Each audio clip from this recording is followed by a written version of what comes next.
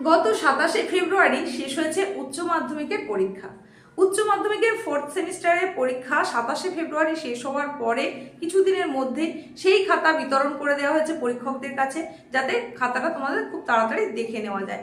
কারণ প্রাক্তন বোর্ড সভাপতির ঘোষণা অনুযায়ী 50 দিনের মধ্যে তোমাদের রেজাল্ট বেরোনোর কথা। আর এর আগে একটা উপস্থাপনা তোমাদের আমি জানিয়েছি যে সেই যে খাতা ডিস্ট্রিবিউট হয়েছে তারপরে প্রথম দফায় খাতা বেশ কিছু দেখার পরে সেগুলো কিন্তু জমাও পড়ে গেছে।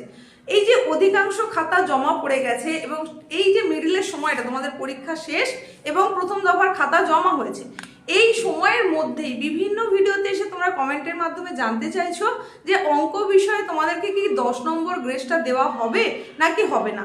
প্রত্যেকেই কি এই 10 নম্বর পাবে? যারা টাচ করেছে, যারা টাচ করেনি মানে অ্যাটেন্ড করেছে বা অ্যাটেন্ড করেনি, সমস্ত ক্ষেত্রেই কি এই নম্বরটা পাওয়া যাবে নাকি যাবে না? এত বেশি প্রশ্ন তোমাদের তরফ থেকে এসেছে, সেই জন্যই আজকের এই ছোট্ট উপস্থাপনাটা, মানে আজকের এই ছোট্ট উপস্থাপনায় তোমাদের সেই সমস্ত জিজ্ঞাসাতে অবসান ঘটতে পারে, তার জন্যই কিন্তু নিয়ে চলে এসেছি। তো অঙ্ক বিষয়টা যেহেতু আমার নয়, তাই এখানে ঠিক কি ইনস্ট্রাকশন দেওয়া হয়েছে সেটা আমার পক্ষে জানাও সম্ভব নয়। কিন্তু আমারই স্কুলের অন্যান্য শিক্ষকদের যাদের কাছে খাতা এসেছে ওনাদের কাছ থেকে জানতে পারার পরে তোমাদেরকে, মানে তোমাদের এই এত প্রশ্ন আসার পরে সেটা জানানোর জন্যই আলাদা করে তাগিদ সহকারে সেটা জানলাম এবং তোমাদেরকে এখন সেটা জানাতে চলে এসেছি। দেখো, অঙ্ক বিষয়ের পরীক্ষা যেটা তোমরা দিয়েছো গত 19শে ফেব্রুয়ারি, এই পরীক্ষাটা দিয়ে আসার পর থেকেই নানা রকমের বিতর্ক দানা বেঁধেছিল। সেখানে তোমাদের প্রশ্ন আউট অফ সিলেবাস এরকম বেশ কিছু কথা এসেছিল। সেখানে 10 নম্বরের প্রশ্ন, মানে একটা 2 নম্বরের প্রশ্ন আর দুটো 4 4 8 নম্বর, এইভাবে মোট 10 নম্বরের প্রশ্ন, সেটা কিন্তু তোমাদের দেওয়ার কথা নয়। সেই রকম যখন একটা বিতর্ক চলছে তার কিছু ঘন্টার মধ্যেই উচ্চ মাধ্যমিক শিক্ষা সংসদের তরফ থেকে একটা নোটিফিকেশন জারি করা হলো এবং সেখানে পরিষ্কার জানিয়ে দেওয়া হলো, একদম দাগ নম্বর উল্লেখ করেই জানানো হলো যে এগুলো যারা অ্যাটেন্ড করবে সেখানে কিন্তু তারা নম্বরটা পেয়ে যাবে। এইবার যখন বিতর্ক আরও দানা বাঁধতে থাকলো যে পরীক্ষার হলে ওই নির্দিষ্ট অল্প সময়ের মধ্যে বুঝে ওঠা সম্ভব নয় কারোর পক্ষে, যেটা সিলেবাসের বাইরে এলো না কি হলো, এটা আমাকে দাগ নম্বরটা উল্লেখ করতে হবে বা একটু টাচ করার চেষ্টা করি তাহলে আমি নাম্বারটা পেয়ে যাব, এই সমস্ত কথা কিন্তু ছড়াতে থাকলো এবং সেক্ষেত্রে দুটো মতামত উঠে এলো। কেউ বলতে থাকলো কি যে প্রত্যেককেই নম্বরটা দেওয়াটা দরকার, আবার একটা যে মত সেখানে কি হলো, যারা অ্যাটেন্ড করছে সেখানে নম্বরটা দেওয়া হবে। এই সমস্ত যখন চলছে তখন তোমরা হয়তো লক্ষ্য করবে উচ্চ মাধ্যমিক শিক্ষা সংসদের তরফ থেকে প্রকাশিত ওই যে বিজ্ঞপ্তি সেটাকে কিন্তু উইথড্র করে নেওয়া হলো, সেটা আর রাখা হলো না, সেটা আমরা আর দেখতে পেলাম না। তাহলে এখন তোমরা ধোঁয়াশায় রয়েছো যে কি হচ্ছে, আদৌ নাম্বারটা কি দেওয়া হবে নাকি হবে না। এই বিষয়ের পরীক্ষা তোমাদের 40 নম্বরের, সুতরাং 12 নম্বর পেলে তবে তোমরা পাশ করবে। অধিকাংশ ক্ষেত্রে কেমন পরীক্ষা হয়েছে ছাত্রছাত্রীদের সেই সম্পর্কে জানতে গিয়ে যেটা বুঝতে পারলাম, অঙ্ক বিষয়ের পরীক্ষা কিন্তু একেবারে আশানুরূপ হয়নি। ছাত্রছাত্রীরা যেরকম আশা করেছিল সেই অনুযায়ী কিন্তু তারা পরীক্ষা দিতে পারেনি।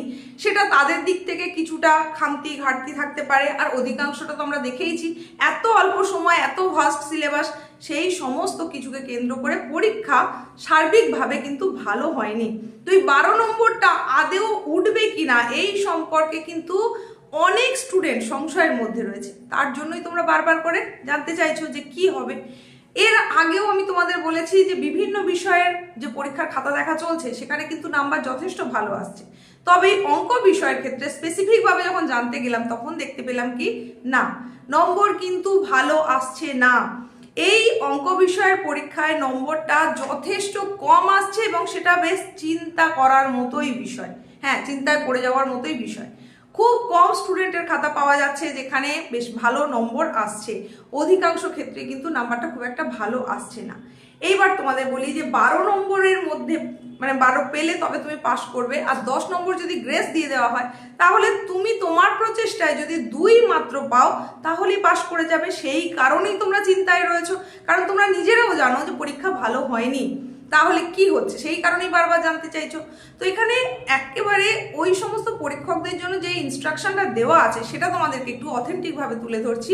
সেটা হচ্ছে 2 নম্বরের যে প্রশ্নটা, এই প্রশ্নটা কিন্তু তোমাকে অ্যাটেন্ড করতেই হবে। যদি 2 নম্বরের প্রশ্নটা কেউ অ্যাটেন্ড করে থাকে সেক্ষেত্রে যদি তার না হয় ইনকমপ্লিট থাকে তাহলেও তাকে ওই 2 নম্বরটা দিয়ে দেওয়া হবে। যদি না অ্যাটেন্ড করে সেক্ষেত্রে কিন্তু ওই 2 মার্কস পাওয়া যাবে না। এরপরে আরও যে দুটো অঙ্ক ছিল 4 মার্কস করে দুটো ছিল, সেই 4 মার্কসের ক্ষেত্রে কিন্তু ইনস্ট্রাকশনটা একটু অন্যরকম। সেক্ষেত্রে অ্যাটেন্ড করলে তো অতি অবশ্যই নাম্বার পাচ্ছে, অ্যাটেন্ড না করলেও মানে সেখানে দুটোর মধ্যে একটা করতে বলা হয়েছে, এরকম ক্ষেত্রে হয়তো কেউ অ্যাটেন্ড করেনি বা অ্যাটেন্ড অন্য একটা করার চেষ্টা করেছে, সেক্ষেত্রেও কিন্তু এই নাম্বারটা দিয়ে দেওয়া হবে। তাহলে ভালো করে বোঝো, 10 নম্বর যেটা তোমরা ভাবছো গ্রেস দেওয়া হবে কিনা, সবাই পাবে কিনা, সেক্ষেত্রে একটুখানি এখানে কিন্তু অন্য রকম ব্যাপার রয়েছে। 2 নম্বরের প্রশ্নটা অ্যাটেন্ড করতে হবে, আর 4 নম্বরের যে দুটো প্রশ্ন রয়েছে সেগুলো অ্যাটেন্ড না করলেও নাম্বারটা পাবে। তাহলে ব্যাপারটা কি দাঁড়াচ্ছে, 4 4 8 নম্বরটা কিন্তু তোমরা পেয়েই যাচ্ছ। পাস মার্ক রয়েছে 12। সেক্ষেত্রে তোমাদের জন্য যেটা করতে হবে, মানে তোমরা যে পরীক্ষাটা দিয়েছো সেই পরীক্ষায় মিনিমাম 4 যদি না পাও, সেক্ষেত্রে কিন্তু পাস করার সম্ভাবনাটা খুবই কম। তবে এই কথা শুনে তোমরা হতাশাগ্রস্ত হয়ে পড়ো না, নিরাশায় ডুবে যেও না। তোমাদেরকে একটু বলি যে এই যে প্রথম সেমিস্টার পদ্ধতিতে পরীক্ষা, সেই নিয়ে তো অনেক জলঘোলা হলো, তো এখন কিন্তু খুব বেশি স্টুডেন্ট ফেল করেছে এটা যদি দেখানো হয়, সেক্ষেত্রে কিন্তু একটু সমস্যাই তৈরি হবে। তাই উচ্চ মাধ্যমিক শিক্ষা সংসদের তরফ থেকেও একটা প্রচেষ্টা থাকবে অধিকাংশ ছাত্রছাত্রীকে কিভাবে পাস করিয়ে দেওয়া যায়। যদিও এটা অন এয়ার বলাটা ঠিক নয়, কিন্তু তারপরেও তোমাদের বলছি যে তোমাদের চিন্তান্বিত হওয়ার কিছু নেই। যাদের 1-2 নম্বর কম থাকবে কোনোভাবে, তাদেরকে কিন্তু সেই নাম্বারটা দিয়ে দেওয়া হবে, যেভাবে হোক তাদেরকে পাস করিয়ে দেওয়া হবে।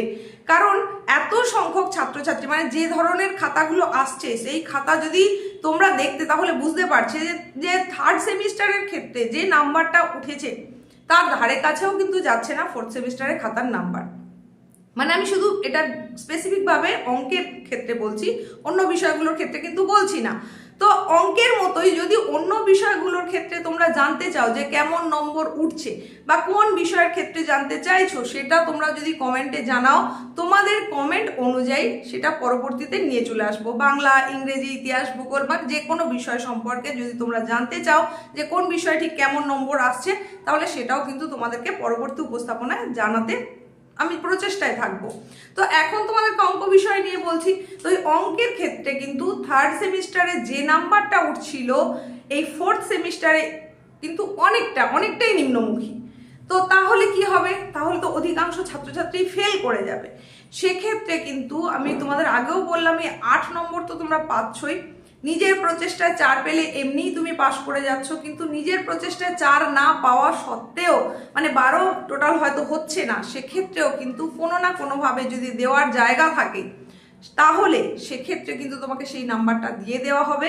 এবং তুমি যদি যখন মার্কশিট পাবে, দেখবে মাথায় মাথায় যদি 12 আছে, তার মানে তুমি বুঝেই নেবে এটা তোমার অর্জিত নম্বর নয়, এটা তোমাকে দিয়ে দেওয়া হয়েছে। তো এই রকমই চলছে খাতা দেখা পুরো দস্তুর চলছে। এক দফায় তো খাতা দেখে জমা পড়ে গেছে, সেটা তোমাদের বলেছি, আবার দ্বিতীয় দফার খাতা দেখা শুরু হয়ে গেছে।